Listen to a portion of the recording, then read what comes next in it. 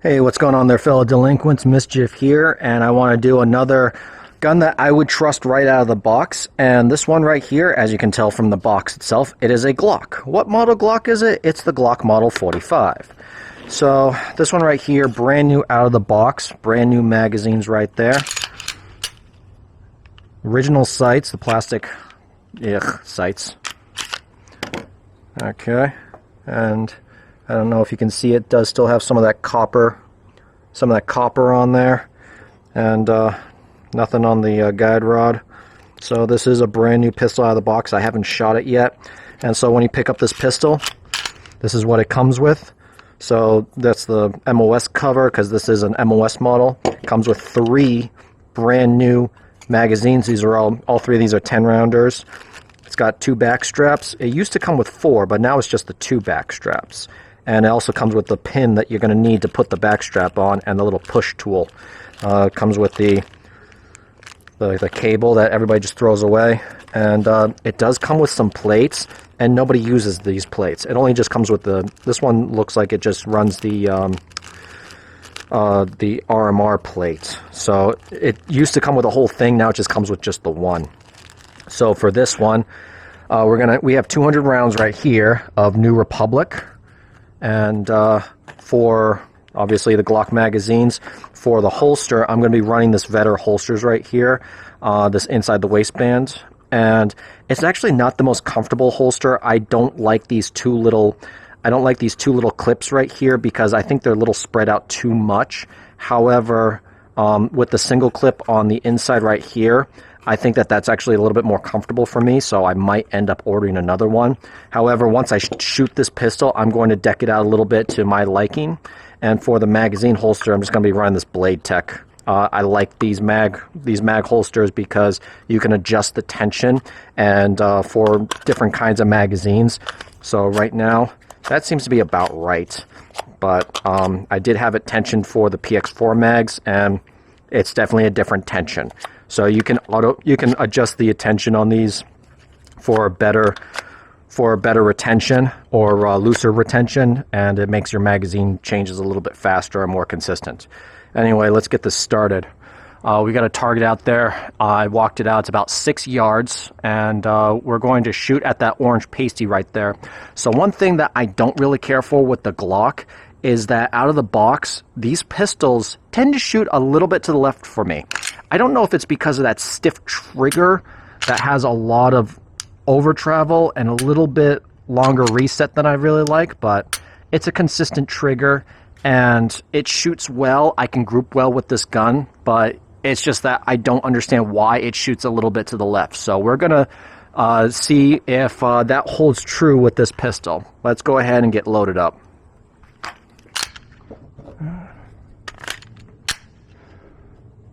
Here we go. I'm gonna put 10 rounds on that orange circle right there.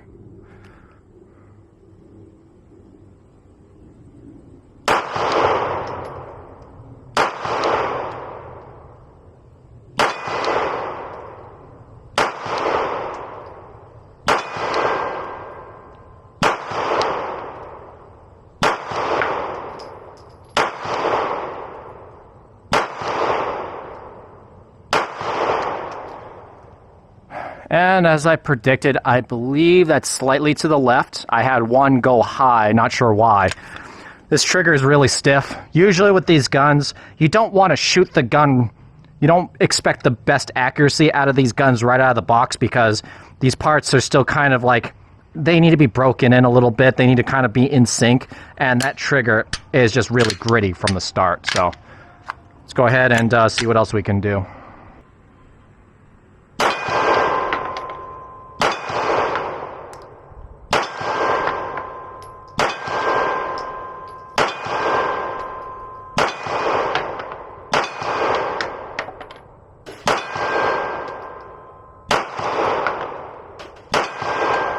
Yep, it's going to the same exact place. Okie doke. Let's put this thing under a timer while we still got it fairly fresh. Alright, so one thing about the Glocks is that a lot of people don't like these Glock sights. The main reason why is because the cop and ball just doesn't really seem to be very natural for you to catch. I personally don't mind it too much. I can kind of see why some people might not like it, because having a rear sight that has some kind of coloring on the back, as you're shooting, the recoil going up and down, tracking this front sight, if this front sight dips below that point and you lose track of the front sight, or if it blends in with your rear sight for any reason while you're shooting rapidly up and down, it can be very distracting and it can throw your cadence off. So let's go ahead and we're going to run a quick build drill right here at about 6 yards from the holster. And we're going to go ahead and see how well we do here.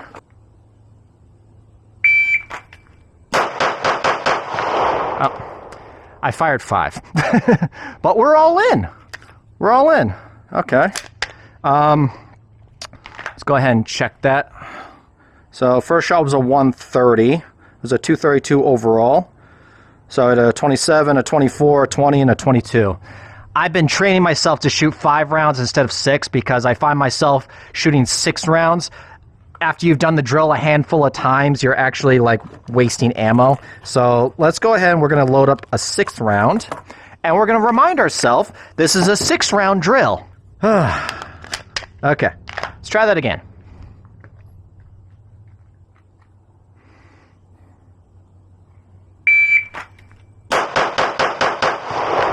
And we dropped too high. Okay, let's go take a look at the target.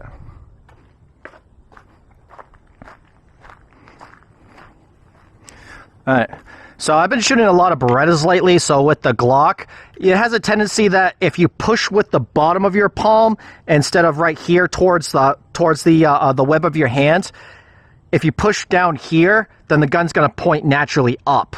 And so I had 2 shots go a little bit high, but everything else is in the down 0.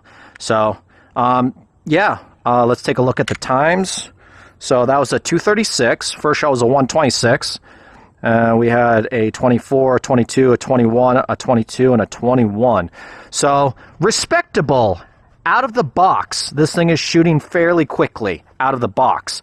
And it's fairly consistent as well. Even with that being a little bit slightly to the left, I'm still keeping the group center. So let's go ahead and run some more close range drills. All right. So from the holster, we have 4 rounds loaded up. We're going to do 3 on the body, 1 to the head.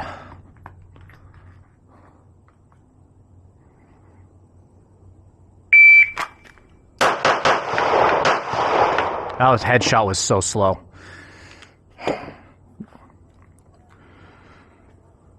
So first shot was a 129, 24, 20, and an 80 to go get my headshot. That felt a little slow. Now we got 5 and 10. Let's see, what else can we do? We'll do 5 body shots, reload 5 headshots. Okay.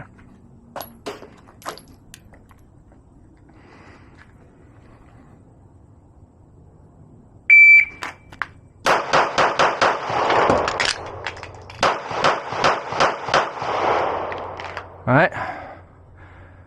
So, yeah, that recoil, like I said, if you're not used to the Glock pistol, it does naturally point up a little bit. It wants to point up. And you can see that I have one that went high and slightly to the left. And then once I did my reload and I got back up on target with those headshots. So, let's do 3 to the body, 2 to the head.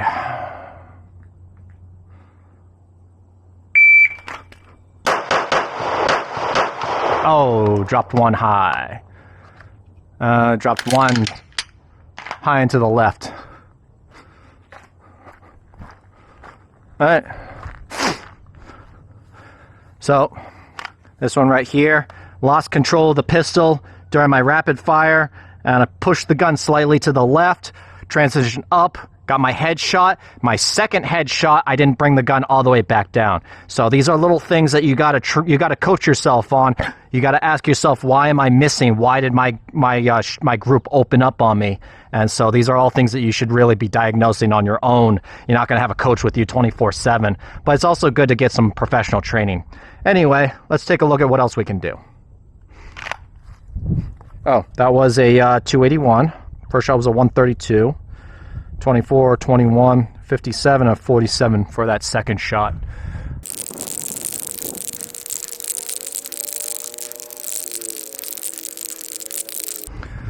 We got a target out there about 50 yards, and if what I experienced with Glock is true, if I aim dead center, the majority of my shots should impact the left half of the target. So let's go ahead and try this out.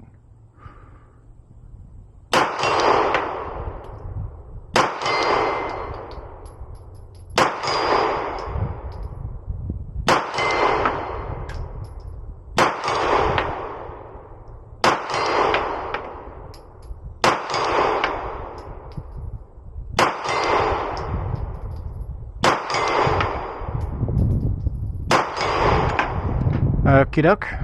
Well, let's go ahead and take a look.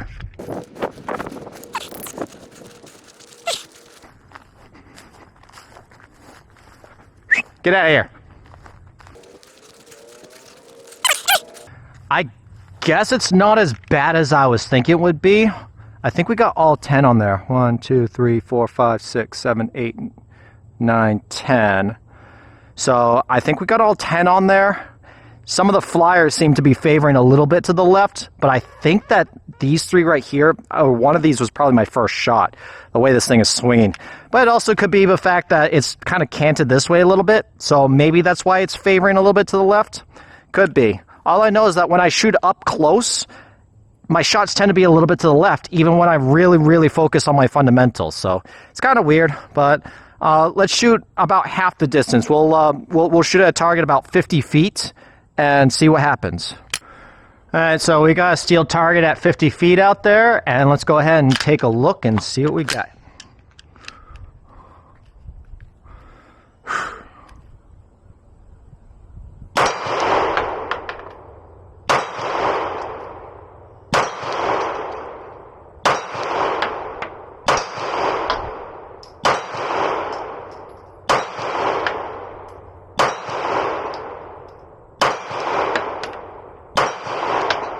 Okay, so dropped one slightly low.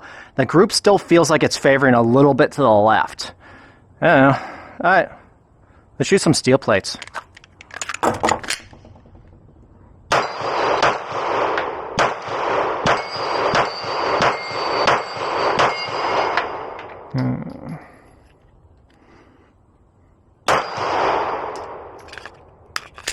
Last one. All right. Oh, that was it. Gotta grab some more ammo.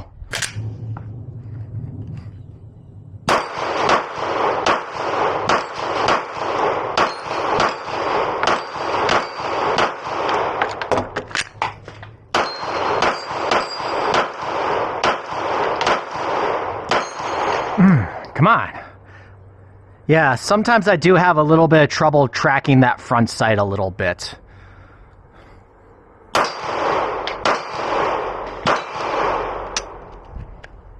So, failure to lock back.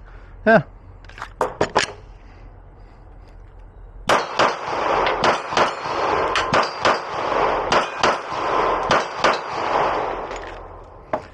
Yeah. All right. 2 more boxes to go.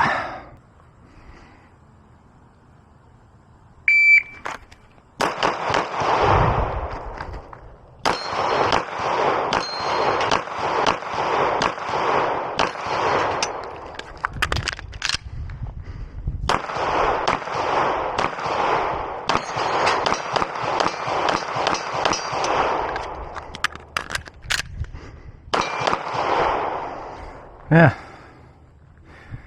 I tried to do something.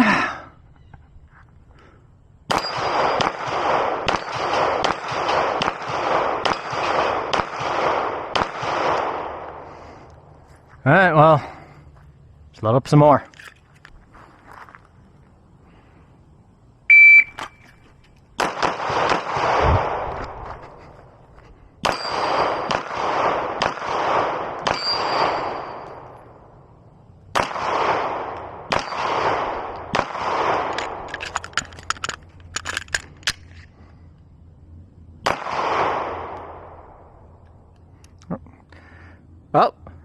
Oh, we're out of battery. All right, that's because Glock. Come on. There we go.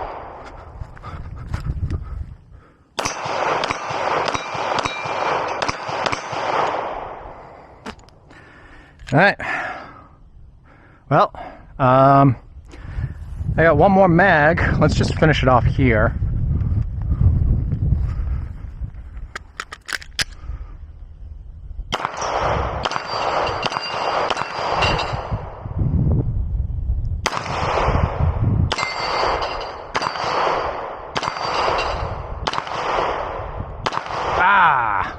Alright, well, my left-hand shooting needs a little bit of work. So, okay, I got 30 more rounds. I got something special for this pistol. So let's go ahead and we're going to go to the rifle range. Let me explain what we're doing at the rifle range. So, everybody by now knows about the Trump assassination attempt, and the shooter was on a roof within 130, between 130 and 140 yards. And so I remember seeing a short of a Green Beret sniper who said he could make that shot with a pistol. And I wholeheartedly believe him because I've seen people make long distance shots with pistols. And so anyway, I don't really have the measurements to make an exact replica of that shot. How far away would be 130, 140, but we do have this is the 50-yard line, that's the 100, and that's the 200-yard line at the very far back. So we're standing 150 yards from that steel plate over there, and we're going to see with 30 rounds how many times I could hit something that far away. Now, this is not to glorify violence or anything. This is just a theoretical. If you were that close to the target and all you had was a pistol, could you make that shot? I could make that shot with a rifle with iron sights, and I think with a pistol it would be impressive, but it's doable. And this is just to show how completely absurd that this individual was able to get that close to his target with Secret Service watching him. And he also had the rooftop advantage, so he had the high ground advantage shooting down at the target, which would be slightly easier. Here I'm on flat even ground with the target at 150 yards, so this is a farther distance, and we're going to take the Glock 45 right out of the box. And we are currently standing at 120 rounds through this pistol, and I haven't done anything to the sights yet. And so let's go ahead and see if we can make that shot. Here we go.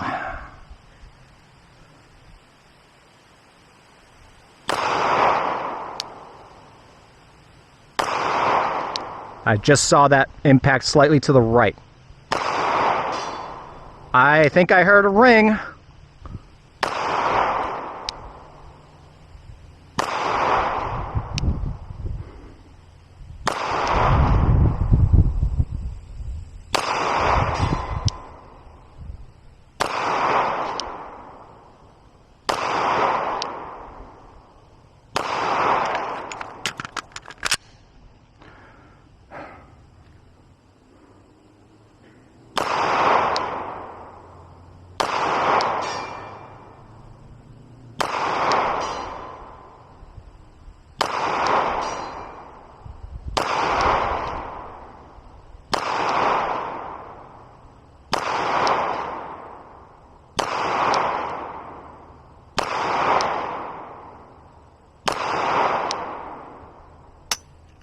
All right, so another failure to lock back.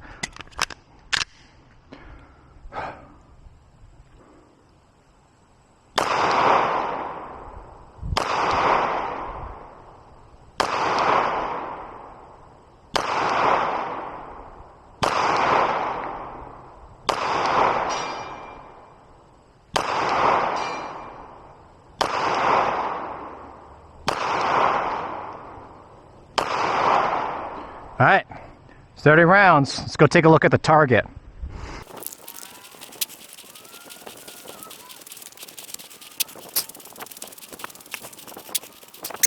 All right, so we do have some hits all around the pelvis area. So it looks like we have 1, 2, 3, 4, 5, 6. 6 maybe? 7 right there. And they're all around the pelvis area. My point of aim, I had my front sight flush and center with the rear sight, and I had it center right about here. So you're looking at a good, maybe, I don't know, foot and a half of drop right there. So my whole entire front sight was covering up the entire target. So, I mean, even though this is a generous sized target, at that distance, this front sight right here is basically covering the whole entire thing. You're not really seeing much. Now, those technically may have not been kill shots, definitely, but, I mean, you get shot with a bullet, you got to get to the hospital really fast. You don't know where you got hit, you don't know where you're bleeding from, and, yeah, you got to get that taken care of as soon as possible. I don't care who you are, but, yeah, it is absolutely absurd that the Secret Service allowed this individual to get that close. I mean, that you can engage that from a pistol. With a pistol, and it's unbelievable. Anyway, as far as the Glock 45 is concerned, we had 2 failures to lock back, and we had 1 failure to go into battery. And you can argue that's probably because of the shooter. And I'm a fairly experienced pistol shooter. I would like to think I am. And even I'm not immune to some shooter-induced malfunctions. So, yeah, that's something that you have to be concerned with. Make sure that if you're going to be shooting this pistol, you got to make sure that you put in the time and effort to really understand whatever gun that you're going to be shooting. All in all, it's been a reliable pistol. We got through 200 rounds out of the box, and mostly just failures to lock back. And it could be me because of the fact that, you know, the way that I personally grip the pistol. And, yeah, so this would be a gun I trust out of the box, and I would trust it to run reliably. I trust it to hit where I'm aiming, and I can engage targets from, you know, 0 to 150 yards, apparently. Yeah, well, maybe if I get a little bit more practice, I'm going to push it out to 200, you know, kind of like Pew View. But anyway, yeah, that's basically all I got for you, so make sure you stay out of trouble. If you can't stay out of trouble, you didn't learn from me. Wow.